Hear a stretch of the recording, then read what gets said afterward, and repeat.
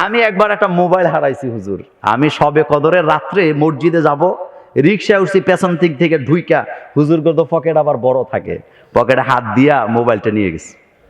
তো যেহেতু শহরের মসজিদে থাকি, একদিন পরেই মানে চোরের যে লিডার আছে তার সন্ধান পাইয়া গেছি। তা আমাকে বলছে, হুজুর অমুকের কাছে যান, গেলে সন্ধান পাইবেন। গেছি, যাওয়ার পরে দেখলাম যে হ্যাঁ, খাপে খাপে মিলেও গেছে।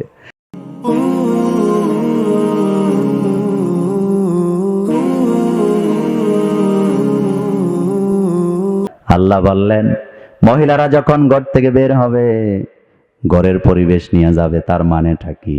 তার মানে হলো নারীদের মর্যাদা আছে না নাই? এই ব্যাখ্যাটা আমি এইভাবে দিই। আপনার কাছে 5 লাখ টাকা আছে, ব্যাংকে জমা দিবেন। আপনি টাকাগুলি হাতে করে নিয়ে যান।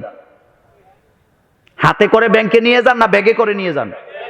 শুধু ব্যাগে করে নেন না, পকেটে ঢুকাইয়া রিক্সায় বসে, তারপরে একটু পরে পরে হাত দিয়ে টিপা টিপা দেখে টাকা আছে না নাই। এরকম লোক নাই? আমি একবার একটা মোবাইল হারাইছি হুজুর। আমি সবে কদরের রাত্রে মসজিদে যাব, রিক্সায় উঠছি, পেছন দিক থেকে ঢুইকা, হুজুর তো পকেট আবার বড় থাকে, পকেটে হাত দিয়া মোবাইলটা নিয়ে গেছি। তো যেহেতু শহরের মসজিদে থাকি, একদিন পরেই মানে চোরের যে লিডার আছে তার সন্ধান পাইয়া গেছি। তা আমাকে বলছে, হুজুর অমুকের কাছে যান, গেলে সন্ধান পাইবেন। গেছি, যাওয়ার পরে দেখলাম যে হ্যাঁ, খাপে খাপে মিলেও গেছে। তা আমি তখন জিজ্ঞেস করছিলাম, ভাইজান কার পকেটে মোবাইল আছে, টাকা আছে, এটা আপনারা জানেন কেমনে? আমরা তো জানি না। উনি হাসি দিয়া কয়, হুজুর মনে কিছু নিয়েন না, যার পকেটে টাকা আছে আমরা তাকে চেক করতে হয় না, সে নিজে আমাদেরকে জানায় দেয় তার কাছে মাল আছে। আমি বললাম, কেমনে জানায়? কয়, হুজুর রিক্সাত বসে তো, যার পকেটে টাকা আছে একটু পরে পরে হাত দিয়ে টিপ দেয়। আপনারা দেন না? কথা বলেন, আপনারা দেন না? একটু পরে পরে মোবাইলটা আছে কিনা ভেবে দেখেন কিনা? একজন চোরের সর্দার আমাকে বলেন যে, হুজুর এটা দেখলেই বুঝি তার কাছে মাল আছে, তখনই আমাদের লোক তার পেছনে লেগে যায়। কিন্তু আপনাদের কাছে জানতে চাই, বিশ্বনবী বললেন, তোমাদের জীবনে যত সম্পদ আছে, পৃথিবীতে যত জাগতিক সম্পদ আছে, শ্রেষ্ঠ সম্পদ হলো তোমাদের নারীরা। এখন আপনি বলেন, দুনিয়ার টাকা পয়সা আজ আছে কাল নাই, মরার সময় কোনো কাজে লাগে না। এটাকে যদি আপনি ব্যাগে করে প্যাকেটে করে একটু পর পর দেখেন ঠিক আছে কিনা, তাহলে আপনার মাটা, আপনার বোনটা, আপনার বিবিটা, আপনার স্ত্রীটা, আপনার মেয়েটা, তারা তো সবচেয়ে বড় সম্পদ। সুতরাং তাদেরকে হেফাজতে রাখা আপনি পুরুষ হিসাবে আপনার দায়িত্বের ভিতরে আছে না? না। আজকে তারা বিদেশে থাকে, বিদেশ থেকে ফোন দেয়, বিদেশ থেকে লোক আসতেছে একেবারে দূর দেশের, ওনার বাড়ি হলো নড়াইলে, বন্ধুর বাড়ি হলো কুমিল্লা, লক্ষ্মীপুরে। এখন বন্ধু আসবে, বন্ধুর কাছে ওই মোবাইল, বউর জন্য মোবাইল, টাকা, বোরকা সব দিছে, দিয়া গেছে এটা কিন্তু আপনার বাবিরে দিয়ে আসবেন যাইয়া, আর আপনি কিন্তু আমার বাড়িতে যাবেন। আর এদিক দিয়ে বউরে ফোন করছে, আমার দোস্ত আসবে, আমরা কিন্তু এক রুমে থাকি, আসার পরে দেশি মুরগা দিয়ে খাওয়াবা, সামনাসামনি বসে খাওয়াবা। এমন স্বামী নড়াইলে রাই, এই লোক বাংলাদেশে নাই। আল্লাহর লানত। কয়দিন পরে দেখা যায় বন্ধুর বউ বন্ধুর লোকে ভেগে যায়। এমন ঘটনা বাংলাদেশে ঘটে নাই, একটাও ঘটে নাই। তাহলে পর্দা শিক্ষা দেওয়ার দরকার আছে না নাই? আপনার মেয়েটা বড় হচ্ছে, 7 বছর থেকে আপনি তাকে বোরকার ট্রেনিং দেন, কারণ যখন সে বড় হয়ে যাবে তখন যদি আপনি তাকে বোরকা পরান, সে বলবে আমি শ্বাস নিতে পারি না, চলতে পারি না। কিন্তু জন্মের পর থেকে আপনি যদি তাকে বোরকা পরা শিখান, আপনি কিভাবে বোরকাটা পরতে হয়, কিভাবে মুখটা ঢাকতে হয়, কিভাবে বোরকা খুলতে হয়, এই ট্রেনিং যদি আপনি 7 বছর বয়স থেকে দেন, আমি গ্যারান্টি দিলাম এই মেয়ে কোনোদিন বেপরদায় চলার সম্ভাবনা নেই। আজকে আনুষ্কা দর্শিতা হয়েছে, হুজুরেরাও বিচার চায়, বুদ্ধিজীবীরাও বিচার চায়। আমাদের চেয়ারম্যান সাহেব বিচক্ষণ মানুষ, আমার কথাগুলি মনে রাখবেন। আলেম ওলামাদের বিচার চাওয়ার, বুদ্ধিজীবীদের বিচার চাওয়ার মধ্যে পার্থক্য আছে। আলেমদের বক্তব্য হলো, যেহেতু একটা মেয়েকে জিনা করে আর দর্শন করুক, তাকে মেরে ফেলেছে, কোরআনের আইন হলো তাকেও কি করো, সেইভাবেই দুনিয়া থেকে বিদায় করে দাও। এখন আমরা হুজুররা এই কথা বলার পরে ওনারা বলে না এইভাবে হবে না, তো কিভাবে হবে? বুদ্ধিজীবীদের বক্তব্য হলো, বিচার হবে, তবে আনুষ্কার পেশাবের রাস্তা, পায়খানা রাস্তাটা আগে পরীক্ষা করতে হবে।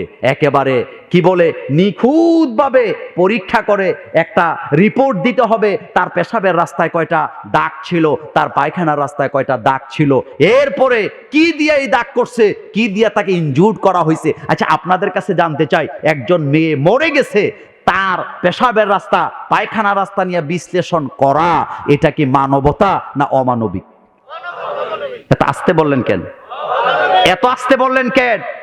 আপনার মেয়েটা যদি এভাবে মারা যেত, আর আপনার মেয়েকে যদি টেলিভিশনের পর্দায় নিয়ে তার ব্যাপারে কথা বলা হতো, তার পেশাবের রাস্তা নিয়ে, পায়খানার রাস্তা নিয়ে যদি বিশ্লেষণ হতো, আপনি বুঝতেন কষ্ট কাকে বলে। মুসলিম শরীফের হাদিসে বিশ্বনবী বলেছেন, কোন মৃত মানুষ যখন মারা যায়, তাকে নিয়ে কোনো বিশ্লেষণ করা যাবে না, কারণ সে তার আমল নামা নিয়ে তার রবের কাছে চলে গিয়েছে। কোথায় চলে গেছে?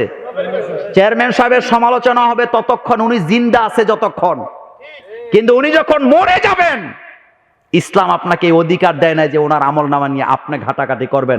আল্লাহ নবী মুসলিম শরীফের সহিহ বর্ণনায় বলেছেন, যিনি মারা গেলেন তিনি তার আমল নিয়ে কার কাছে চলে গেছে? রবের কাছে চলে গেছেন। তার ব্যাপারে আল্লাহ সিদ্ধান্ত নিবেন, তুমি সিদ্ধান্ত দেওয়ার কে?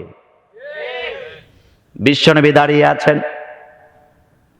বিশ্বনবী দাঁড়িয়ে আছেন, আল্লাহর নবীর দুধ বোন দাঁড়ায় আছে পাশে। একটা লাশ নিয়ে যাওয়া হচ্ছে। আল্লাহর নবীর দুধ বোন বললেন, হুজুর দেখলেন তো লোকটাকে সৌভাগ্য জান্নাতি হয়ে গেছে। আল্লাহর নবীর চেহারা মোবারক গোস্সায় লাল হয়ে গেলেন। আল্লাহর নবী বললেন, তুমি কেমনে বুঝলা লোকটা জান্নাতি? কয়, হুজুর আমি আন্দাজ করে বলেছি। আল্লাহর নবী বললেন, আন্দাজে কথা বলা কোনো মুমিনের কাজ হতে পারে না। মুমিন যা বলবে দলিল আদিল্লা দিয়ে বলবে। মুমিনের কথায় কি থাকতে হবে? দলিল থাকতে হবে। ইদানিং তো দলিল চায়। ওই দিন দেখলাম হাইকোর্টে রিড হয়েছে, আলেম ওলামারা যখন ওয়াজ করবেন রেফারেন্স ছাড়া কথা বলতে পারবে না। আমি বললাম, ভাইরে এটা হইলে তো আরো ভালোই হয়, কিন্তু রেফারেন্স দিয়ে কথা বলার পরেও যদি তুমি কোরআনের বিরোধিতা করো, তাহলে তোমারও কিন্তু মুসলমান দাবি করার কোনো সুযোগ থাকবে না। যেমন আমার চেয়ারম্যান সাহেব যদি বলে, হুজুর রেফারেন্স দিয়ে বলেন চোরের শাস্তি কি, আমি যদি বলি আস-সারিকু ওয়াস-সারিকাতু ফাকতাউ আইদিয়াহুমা, এখন চেয়ারম্যান যদি বলে, হুজুর অন্যান্য আয়াতগুলি মানি, এটা মানবো না। আপনাদের কাছে জানতে চাই, উনি কি সোজা রাস্তায় আছে না বাঁকা পথে চলে গেছে?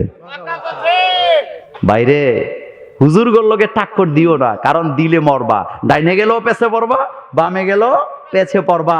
তার কারণ হলো হুজুররা নিজের কথা বলে না, আলেম ওলামারা আল্লাহর কথা বলে, নিজের বানানো কথা বলে না। তুমি যদি বলো জিনার শাস্তি কোরআন দিয়ে হবে, আপনি দলিল আদিল্লা দেন, প্রমাণ দেন। আমি বলবো আয-যানিয়াতু ওয়াজ-যানি